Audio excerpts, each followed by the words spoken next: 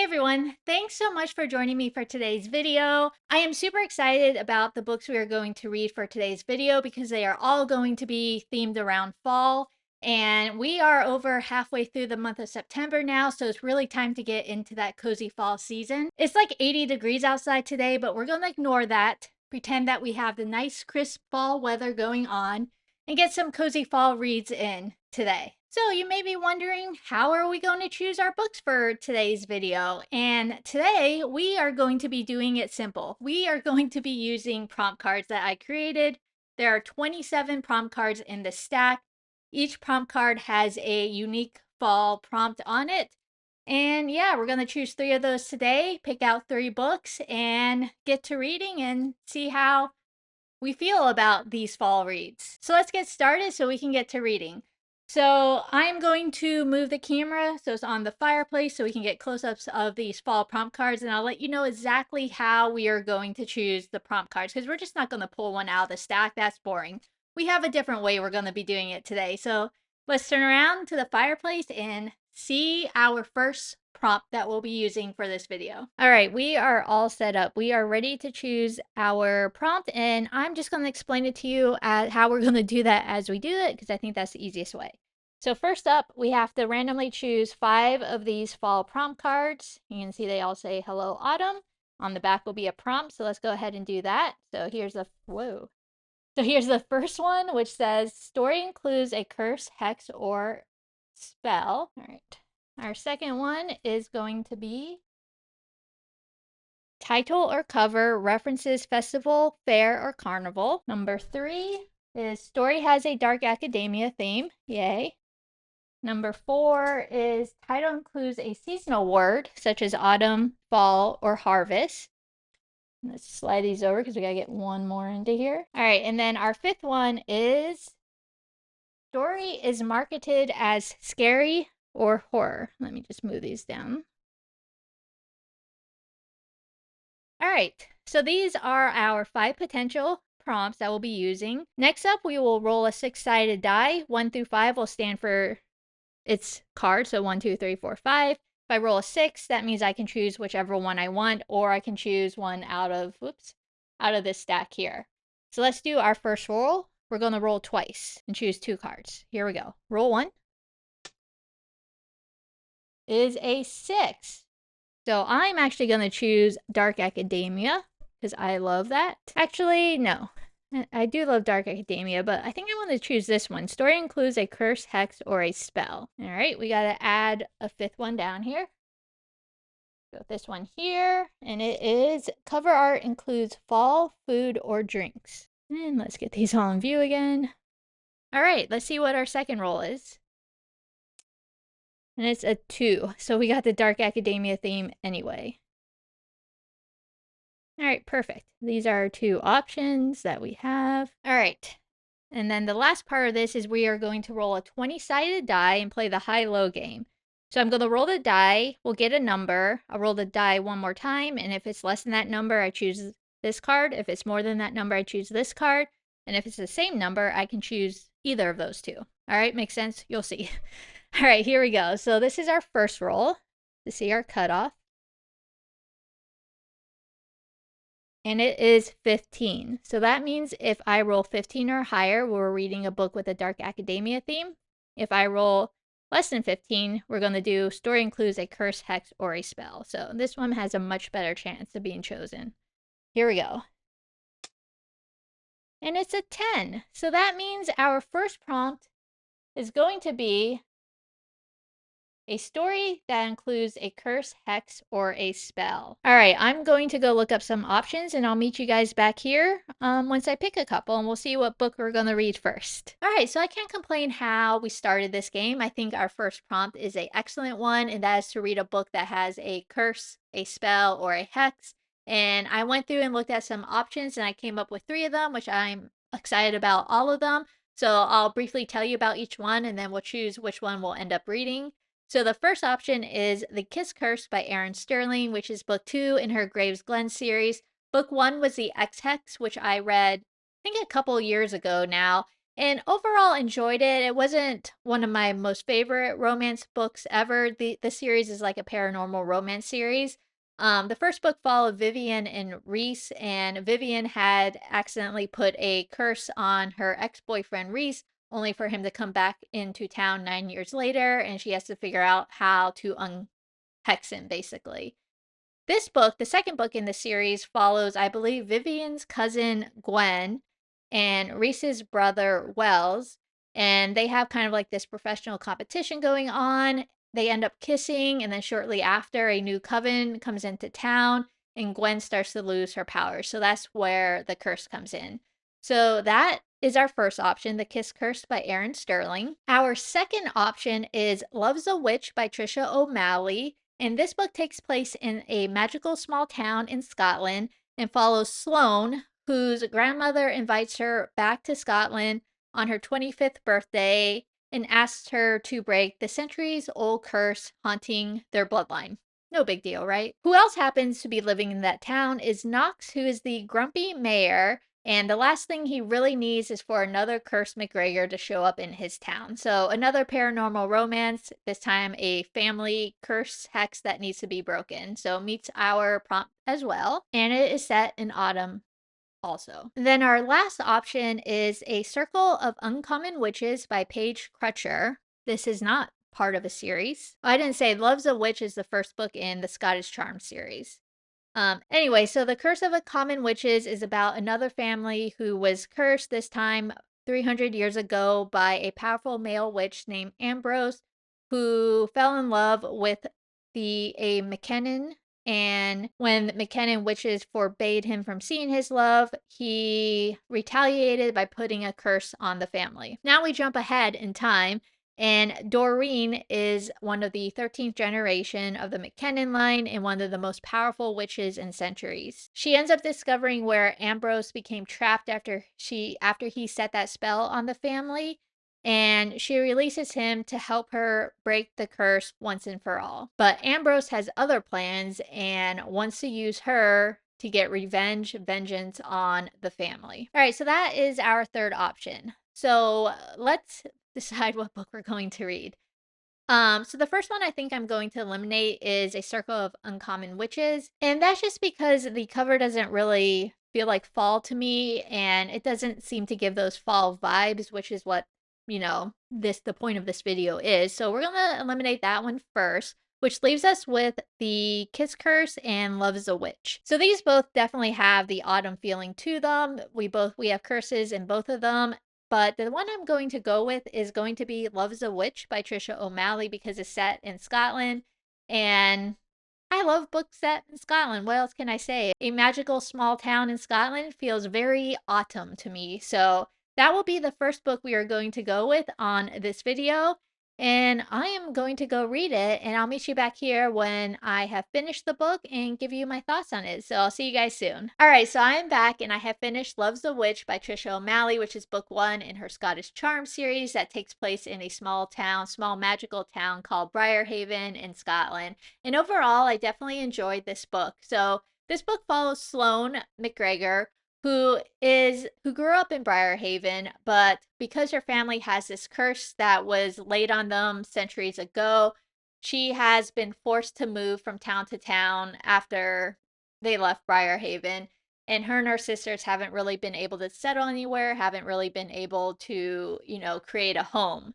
So right before Sloane is about to turn 25, her grandmother, who the sisters are all close to, invite her back to Briarhaven so that they can break the family's curse. So Sloane and her sisters meet her grandmother in Briarhaven, and the curse that has been placed on their bloodline starts to wreak havoc on Briarhaven, and the mayor there, who is Knox Douglas, is not happy about that because he's finally gotten Briarhaven to be this haven for magical folks, and now that the McGregors are back, things just start to go wrong. But the issue with trying to kick Sloane and her family out of town is that Knox has always had a crush on Sloane, and as he kind of becomes reacquainted to her, it becomes more difficult for him to want her to leave town. So that's kind of the gist of the story. It's really Sloane and her family trying to make a home by breaking their family's curse. So first off, I'm going to judge this book based mainly on the autumn vibes it gives. So I would give it a 4 out of 5 when it comes to how autumn-y, is that even the word, it makes you feel. So the book is set in autumn, it's set around October, and there are fall festivals that go on. There's a Halloween festival that goes on. So it definitely gives you that fall feeling. The reason I took a point off of it is because there is some snow and some winter weather that goes on. That makes it a little bit less fall feeling than if that winter weather wasn't there. It is there for a reason, so I can't really like judge that, but it definitely takes a little bit away from the autumn feel. You also have the magic, you have witches, you have magical creatures that all give that fall fantasy vibe. So definitely a 4 out of 5 on the autumn scale. There's definitely a lot of magic that is involved in this story. The main character, Sloane, is about to turn 25 at the beginning of the book, and why that's important is that at 25, the people in her family come into their witches' powers. And no one until they hit 25 know exactly what powers they are going to have. And of course, when Sloane comes into her powers, they are chaotic and just increase the chaos that has befallen Briarhaven. So, and Sloane is a very kind of like type A personality. She wants everything in control. She wants to know exactly what is going to happen next. In the way that her powers came in, that has just thrown her for a loop. And it makes for a interesting story from that standpoint. I also enjoyed how the relationship between Sloane and Knox kind of grew throughout the story. It definitely made sense in that they already kind of knew each other, but they had to kind of get reacquainted with who each other were. And Sloane has always been kind of a closed door because she doesn't like to get close to anybody, knowing that she's going to have to leave again because of her family's curse. And that makes it interesting to see how Knox is going to get through that closed door and kind of win her over if he does. The other part I really enjoyed in this story were just the magical creatures. So Knox has these two magical familiars and they are able to talk with him, and one of them is a cat, and I just adored the cat and the cat's kind of like attitude. And that one, that I definitely really enjoyed. And then Sloane also had her own magical familiar that gets introduced near the beginning of the book, and that magical creature was super adorable as well, and definitely enjoyed that part of the story. I also enjoyed how the story ended because the author did a really good job at wrapping up the main points in this book, but leaving room for what I assume is probably going to be a trilogy in the next two books. I think the next one comes out next year. We know exactly where we are going to go in book number 2, and I'm excited to see that part of the story when it does come out. So there was no cheap cliffhangers in this story. The main story of this book was wrapped up nicely with a bow, and I'm excited to see where the second book is going to go. We already know who the main characters are going to be in the second book, and we kind of know what the challenge is going to be as well. So I can't wait for that book to come out next year and see what's going to happen. So yeah, so like I said, I enjoy this book. If you enjoy kind of witchy paranormal romances that are set in fall and give that cozy vibe, definitely can consider checking out this book. Oh, the one other thing I wanted to say about this book is that this book is a spicy romance. It's definitely not a clean romance. There are definitely some scenes in the book that would be considered spicy. So that is Love's a Witch by Trisha O'Malley. Like I said, if you enjoy paranormal romances, if you enjoy Scotland, if you enjoy a little bit of friends slash enemies, not quite enemies, I would say, like kind of like a second chance friends to lovers romance with some paranormal creatures and a curse that needs to be broken, and then this is a book that you might definitely want to read. I will say I would probably read it later in the fall than in the beginning of the fall, just because it is set kind of around Halloween time and because of some of that wintry weather. I feel like it would be a good kind of like October, late October book to read.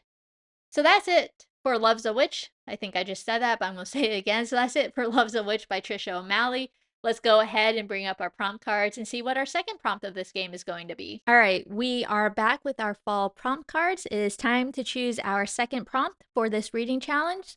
So let's go ahead. I've already mixed the cards up. We're going to split the deck and then we're going to choose our 5 prompts. We'll split the deck there. All right, here we go. Prompt number 1 is title or cover includes a ghost or a haunted place. Prompt number 2, cover has a cozy element on it, like a blanket, mug, candle. Prompt number 3 is story takes place around Halloween. Prompt number 4 is story involves a bookstore or a library. And prompt number 5 is cover has a black cat, owl, or other farm and fall animal. All right, so let's go ahead and roll our 6-sided die and see which 2 prompts will be facing off in round 2. All right, here we go. Roll number 1 is a 1. So we have title or cover includes a ghost or haunted place. Let's replace that with story is set in a small town during fall. All right, here we go. Roll number 2 is a 2. All right, so we have cover has a cozy element on it. All right, those are pretty good options. Let's put these back away. Oops, I'll put these up here. All right, so these are the 2 prompts that will be facing off. Again, I'll roll the 20-sided die to get our base number. If the second roll is less than that number, we choose this card. If it's more than that number, we choose that card. And if it's the same, we get to choose which of the 2 cards we're going to get. So here we go. First roll is out of the frame. Here we go. All right. Roll number 1 is a 20. We cannot use a 20 because that gives this card pretty much no chance. All right. Roll number 1, part 2, is a 10. All right, so if the second number we roll is less than a 10, we choose this prompt card. If it's more than a 10, we choose this one. All right, here we go. Moment of truth. That is a 19. So 19 is obviously larger than 10. So we will be doing cover has a cozy element, a blanket, a mug, or a candle. All right, so we got cover has a cozy element on it, such as a blanket, a mug, a candle. So I looked through many fall cozy romances, fall cozy mystery lists, and I have narrowed it down to 3 choices. So let's go over those 3 choices and then we'll figure out what book we're going to read. So the first option is Rewitched by Lucy Jane Wood, which is book 1 in her Rewitched series. It follows Belladonna Blackthorn, who is a witch, and on her 30th birthday, she receives a summons from her coven in a trial that tests her worthiness as a witch. With this trial, she risks losing her magic forever. This book is set in October, and it does feature a slow burn romance in it, as well as found family. So that is our first option. And you can see on the cover, there is a cozy blanket and some pillows that she is sitting on. So those are our cozy elements. All right, our second option is a cozy mystery, and it is Death Overdue by Alison Brooke, which is book 1 in her The Haunted Library mystery series. So this book is set in fall in Connecticut. It follows Carrie Singleton, who has just been offered a job as the head of programs and events in her spooky local library, which also happens to have a librarian ghost. Her first major event happens to be a program that is presented by the retired homicide detective Al Buckley, who claims he knows who murdered Laura Foster, who is a much-loved part-time librarian aide who was bludgeoned to death 15 years ago. But in the middle of his program, he ends up keeling over and dies. And it is found out that it is poison that killed him. And now Carrie and her friendly ghosts need to solve the mystery of what happened. So that is Death Overdue by Alison Brooke. You can see on the cover, we have a little black mug right next to the pumpkin bucket with the cat in it. We also have some cozy pillows out near the window seat. So those are our cozy elements for this book. And then our last book is The Late Night Witches by Aurelie Wallace. And this is another book, obviously. So this book follows Cassie Beckett, whose life is anything but magical. She has a wild younger sister, 3 unruly kids, and an absent husband. And she's not really looking forward to the witching month of October from the foggy Prince Edward Island that she lives on. But then vampires arrive, and she is forced to come face to face with long disregarded family secrets. And her family's legacy happens to gift her with powers but also a lofty rid the island of vampires or let them win. So now Cassie has to learn to be a witch and how to fight for what she loves before time runs out. That is our third option. And this cover has a little tea mug and a candle, and those are our cozy elements. So the first one I'm going to eliminate is Rewitched by Lucy Jane Wood, just because it feels a little bit like the book that we just read, which is romance. This one has a trial, the last one had a curse. So we're going to eliminate that one. And then out of Death Overdue and The Late Night Witches, I think I'm going to go with Death Overdue because I'm really just in the mood for a cozy mystery. And this one set in a spooky bookstore, and it features a friendly ghost. It seems to be like the perfect cozy mystery for fall. So we'll find out when we read it. So we will be reading Death Overdue by Alison Brooke, the first book in her The Haunted Library Mystery series that came out back in 2017, and we'll see how it goes. So I'll meet you guys back here once I have finished the book. So I'll see you guys soon. All right, I am back and I have completed Death Overdue by Alison Brooke, which is the first book in her The Haunted Library Mystery series, which is a cozy mystery series. This particular book is set in the autumn time, mostly between October and November. We hit Halloween and Thanksgiving in it.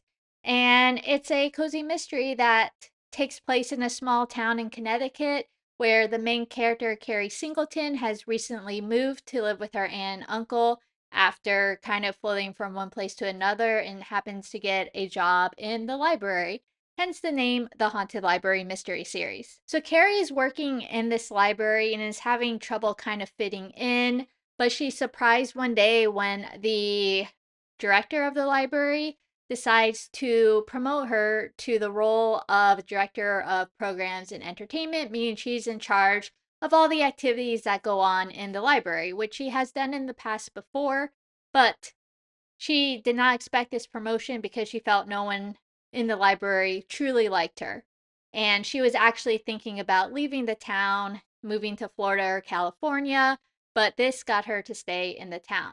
And this is important because the very first program that she directs was created by the person who was in her role before, but she carried it on.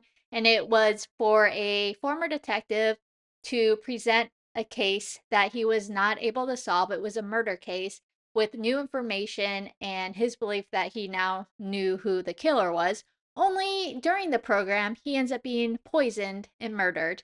And Carrie decides that she is going to discover who murdered both the detective and the woman that was murdered many, many years ago named Laura Foster. So that is the cozy mystery portion of the book. So first off, the character Carrie, she has some good moments in this story, but also some moments where you're just like, why? For example, when she is trying to solve this murder case, at one point she discovers a potential evidence, and instead of giving it to the police, because recently when she went to the police to see what they have discovered, in their investigation, they refused to tell her because, she's not in the police force, therefore she's not privy to the information of what is going on to solve the murder. But because of that, because she felt she should be privy to it, she decides not to share this evidence with the police, which I thought was kind of like strange. Like, of course, the police are not going to tell you how their investigation is going when you, A, have no relation to either member who has been murdered, and two, you are, not in the police. You are not a detective. You are not part of solving crimes. You're kind of like a amateur sleuth. Um, and I felt that was kind of a weird thing for her to have done or thought about. The side characters were hit and miss. Some I really enjoyed, some I did not like, which are probably the ones that you are not supposed to like. I felt some of them could have been fleshed out a little bit more because I was getting confused about who is who, especially within the library. Certain people, certain workers in the library, I knew who they were, but a couple of them I was getting mixed up. So I felt like they needed a little bit more characterization to really delineate who was who. The one character I loved the most was the character that probably had the least amount of parts on the page, and that happens to be Carrie's landlord, named, what's his name? Dylan. who was just a very mysterious guy, but very protective as well. And I really enjoyed his character, though he did not have a lot of face time in the book. I also enjoyed the Ghost of the Library, which is the haunted library portion of the book. So Carrie and a little girl are the only two people who are able to see this ghost. And the ghost kind of helps Carrie solve the mystery. But the one thing I would say is I wish that the ghost was more prevalent in the book than she was. She appears here and there, but I felt like a little bit more interaction with the ghost would have been um a little bit more interesting, brought the haunted library aspect into the story. I'm hoping that in future books that we do get to see the ghost a little bit more, learn a little bit more about her than we did in this story, and that she has a little bit more involvement in solving the case than she did in this story. The other thing I will say that was really strange was that so much of this book took place at restaurants. Like all the conversations revolved around going out to eat. I don't even know how many restaurants we went to throughout this book. I felt like we were always sitting down at a restaurant. The food was being described, made me very hungry because the food sounded good. But it was just a bit overloading on the restaurant side. I feel like almost every chapter we are sitting down at a restaurant at some point, which I have never read a book where there was so much involvement with restaurants unless like the book, was set at that restaurant, which this book was not. And I just felt that was a little bit overdone in this story, that we could have moved away from the restaurant factor. And then lastly, the book's ending was very abrupt. It felt like it was a little bit rushed right at the end. Um, the mystery was solved in I felt like an okay way, but it just felt very rushed and quick at the end. Like I was very close to the end of the book and the mystery still hadn't been solved when I feel like in most books it normally would have. So that was there wasn't a big conclusion or anything like that. Obviously the mystery was solved, but there wasn't much that happened after that fact. Like I said, it did take place over Halloween and Thanksgiving. We did have a Thanksgiving dinner. We did have like a Halloween costume party, but there wasn't a lot of fall feeling to it. So as far as how fall it felt, I would probably give it a 3 out of 5 because there wasn't a lot of descriptions about fall. There wasn't like big fall festivals.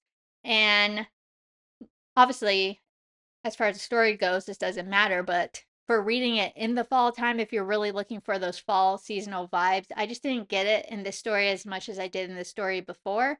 And that was kind of like the big downside from a fall standpoint, is that we had like little bits and pieces here, but it wasn't really a full fall feeling when I was reading this story. So overall, it was a cozy mystery. It wasn't like anything to write home about, but if you're looking for a new cozy mystery series to read, you could definitely check this one out. I'm interested to see how the future books go, so I'll definitely be continuing on because I did overall enjoy it.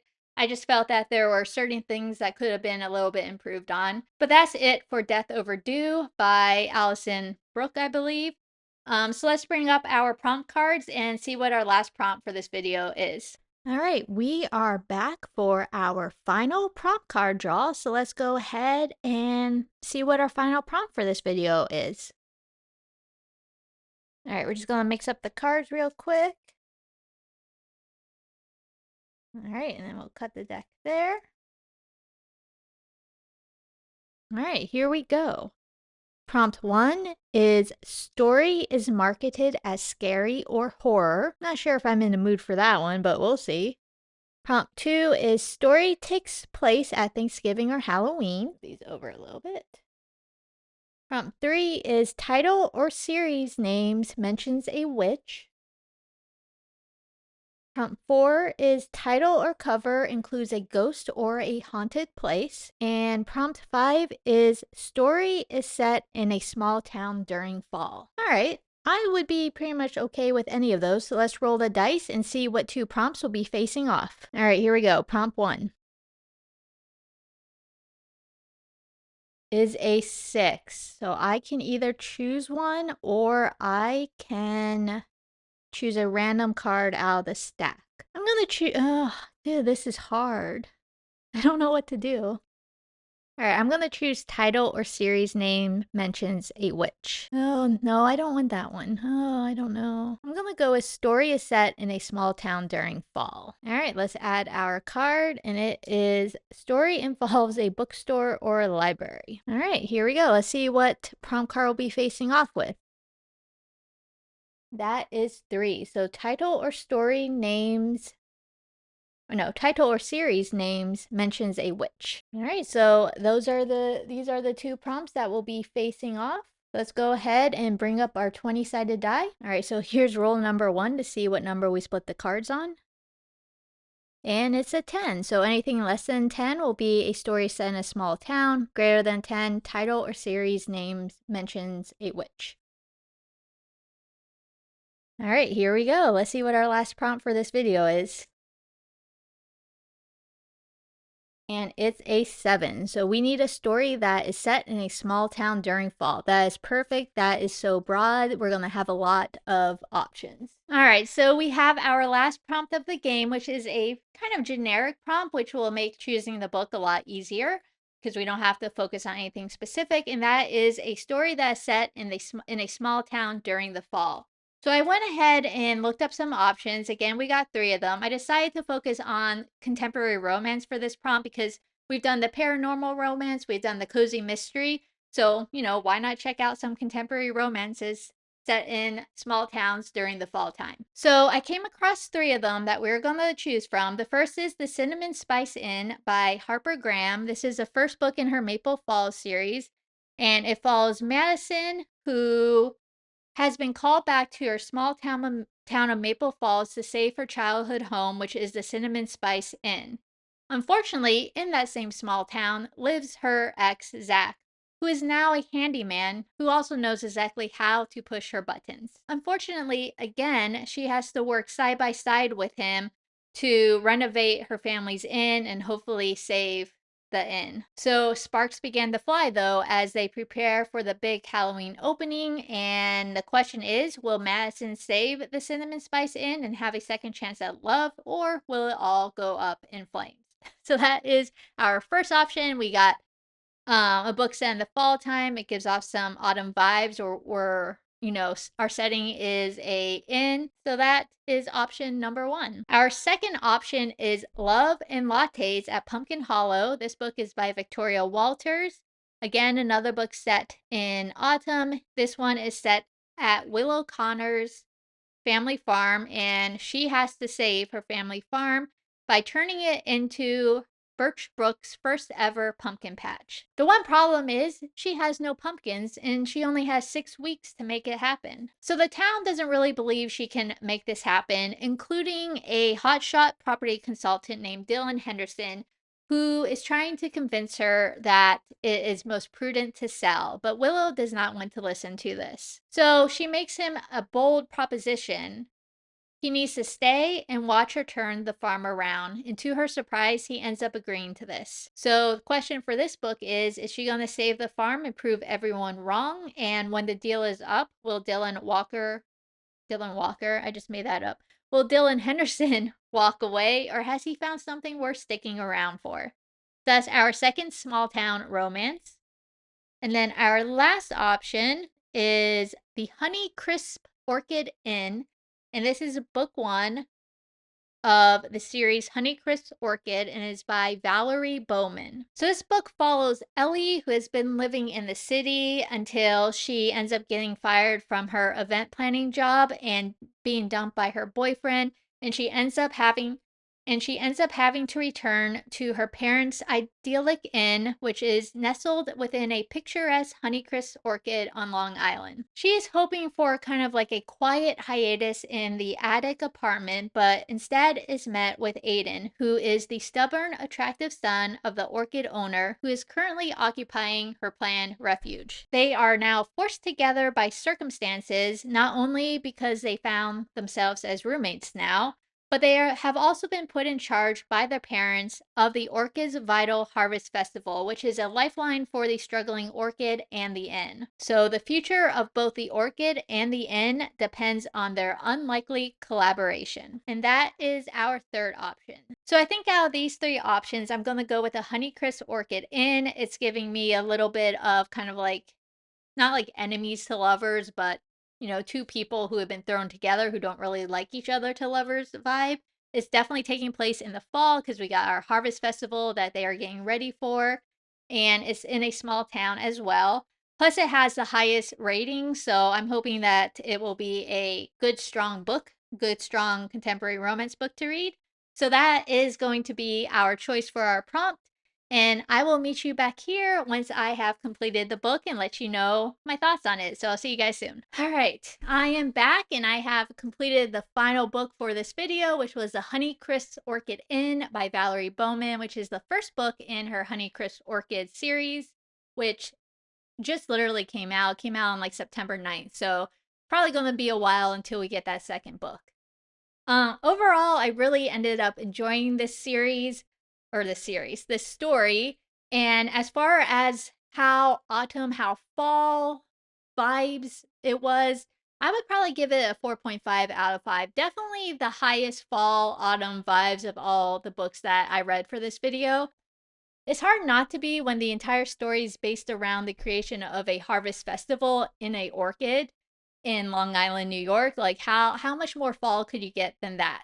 So we have apples, we have apple cider donuts and other fall bakery goods. We have a brewery that's turned into a beer garden. We have Harvest Fall Festival floats for a parade. We have a little pug that dresses like a pumpkin. And we have an orchid full of apple trees. We even have a section that mentions the Gilmore Girls series. Like, how much more fall could you get than all these things in one story? We also have corn mazes and scarecrow creations, and I don't even remember what else. There's so much fall in this story. I loved it. But I guess let me just quickly go over what the story is about. It's a forced proximity childhood best friend, second I don't know, I guess second chance, maybe first chance romance. And the two main characters are Ellie and Aiden, who were best friends in childhood because their parents happened to own a orchid and a inn, and they kind of partnered together to bring to bring customers to their businesses. So the families grew up really close together, and until they reached high school age, Aiden and Ellie were really close, but then they just kind of drifted apart as they went their separate ways. And this story kind of reintroduces them together again in a very forced proximity type of way. So this book starts off with Ellie, who's in New York City and is just having a terrible day. She has been dumped by her boyfriend, and she has just been fired from her job as a event planner at a big event planning corporation in New York City when she receives a phone call from her mom asking if she would come back to I believe they live in like Harvest Falls or something, some little small town in Long Island, to help them have a harvest festival for the first time to try to attract customers to their businesses. And because Ellie really has nowhere to go, she's lost her job. She was sharing an apartment with a boyfriend who dumped her, agreed to come back to Long Island for the first time in years. And when she gets there, she's supposed to be staying in the attic apartment at her parents' inn. But when she opens the door to the attic apartment, lo and behold, Aiden happens to also be staying there because the house that he owns, there was a water pipe burst and he can no longer live in his house until that gets fixed. So now the two ex-best friends are forced together to live in this small 2-bedroom attic apartment. And that is where the story begins. To make matters worse, it was Aiden's idea to have this harvest festival to attract customers, and he thought he was going to be the one planning it. His mom and Ellie's mom did not tell him that they had invited Ellie to actually plan it because that's kind of what her career is as an event planner. And he was not super happy to find that out when Ellie told him that. So the beginning of the story is all about the rivalry of whose ideas are going to be part of the Harvest Festival. And that's kind of where the story starts and then goes on from there. So this whole book is told from the viewpoint of Ellie, and I absolutely loved her character. I had a lot of fun reading her character, and she just has a good sense of fun sense of humor, and as she kind of has to deal with all these things that are being thrown at her, and the little comments that she makes in her head that we're reading because it's from her viewpoint are very kind of fun comments and make the story kind of like a very lighthearted, fun story. I also enjoyed Aiden's character. He starts off as kind of like the quiet, shy character, but as he's around Ellie more and more, his true personality kind of starts coming out. And it's fun to see them kind of interact with each other as they try to prepare for this harvest festival. As far as the romance go, most of it was a clean story. There wasn't a lot of spicy scenes to it, except for one section of the story. Everything was in one section. Everything that was spicy was in literally just this one section, and definitely something that's easy to skip over and not miss anything in the plot. So yeah, so this was just a fun, cute, lighthearted romance story that as long as you go in with, the story is going to be fun. The characters have some depth to them. They don't have like the most well drawn out history, but I don't know, for me in these type of romances, I don't need a ton of history on these characters when I just want to have a fun, cozy romance read that just, moves along, and I, just have a good time reading it. And that's exactly what this book is. I'm definitely looking forward to reading the next book in the series. I have a couple of ideas of what the characters may be in the second book. There's a couple of options, so I'm interested to see which option the author chooses, if any of those options. And I'm hoping that we get another kind of just fun, cozy romance that brings in whatever vibes of the season that is set in. And yeah, I'm definitely looking forward to checking out more books by this author. So that is The Honeycrisp Orchid Inn by Valerie Bowman. So if you're just looking for a good, fun, small town rom-com set in the fall, and just want to have a cute little fun story to read, this is definitely one you could check out. And that again is The Honeycrisp Orchid Inn by Valerie Bowman. And that is the last video, that is the last book we have for this video. I had so much fun doing this video, these prompt card challenges. I felt like it was just so much fun looking through all the different options of books set in the fall. And I really enjoyed just, getting into that fall mood through reading these books. And I'm excited to read more because really we're just kicking off the fall season right now. Thank you so much for joining me for this video. I hope you enjoyed watching it and that you got some ideas of some fall books that you want to read. And if you have any favorite fall books, please leave those in the comments below. If you enjoyed this video, please hit that like button. And if you want to see future videos by me, including next week's October TBR game video, can't wait to see what books we get on that one, please hit that subscribe button. If you want to let me know you watched this video to the very end, why don't you leave either pumpkin or jack-o'-lantern emoji or a cup of coffee emoji, because the characters in the last book had to have a cup of coffee every morning, in the comments below. And again, thank you so much for watching this video and joining me for these books, and I will see you guys in my next video. Take care. Bye.